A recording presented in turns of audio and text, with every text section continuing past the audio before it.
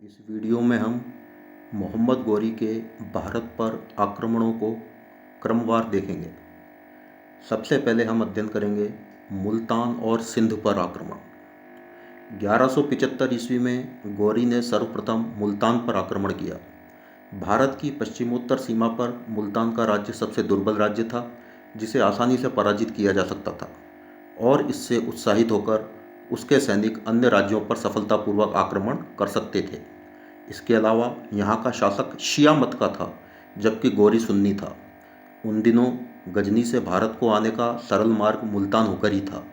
मुल्तान पर अधिकार कर लेने के बाद वह भारत के अन्य प्रदेशों की ओर आसानी से बढ़ सकता था, इसलिए उसने सर्वप्रथम मुल्तान पर आक्रमण किया।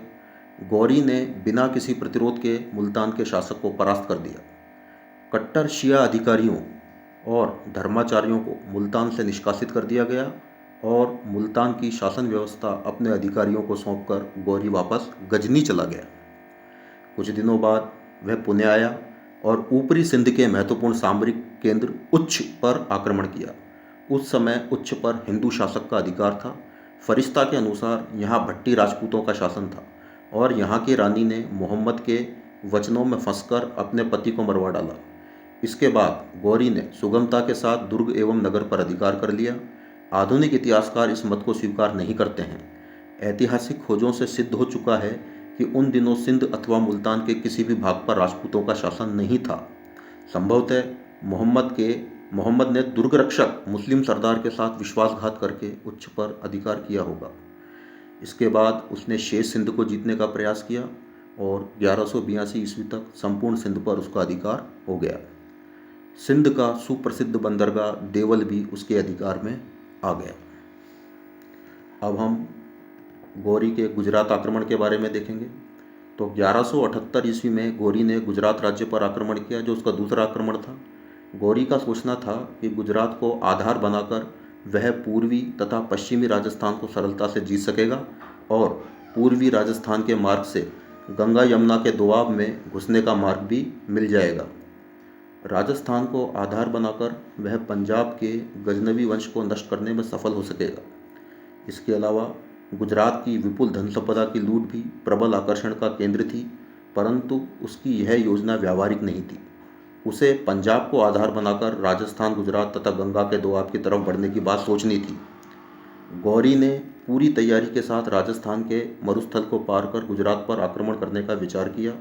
उसने सेना सहित मरुस्थल को पार कर लिया और आबू के पर्वतीय क्षेत्र तक पहुंच गया, परंतु वहां गुजरात का राजा मूलराज अपनी सेना सहित पहले से ही गौरी का सामना करने के लिए तैयार खड़ा था।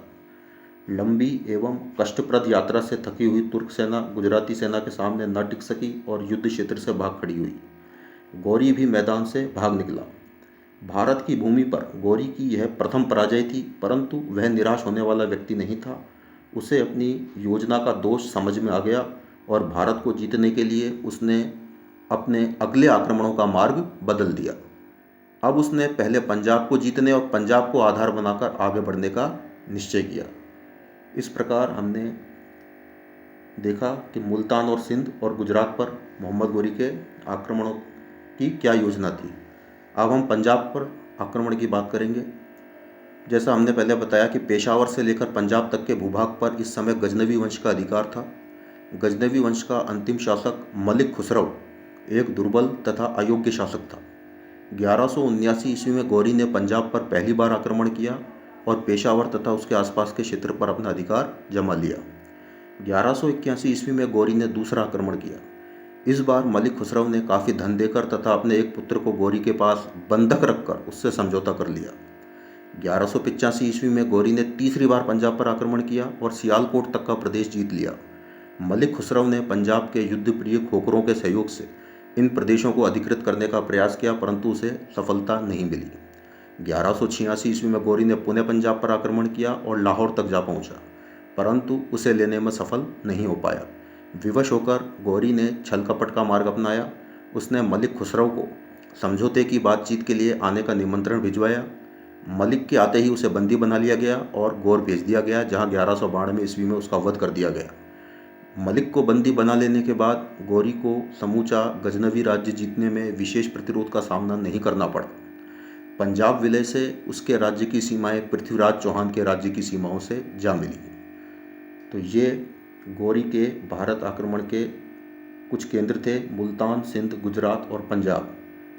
इसके अलावा अब हम महत्वपूर्ण तराइन का युद्ध का अगला वीडियो में अध्ययन करेंगे।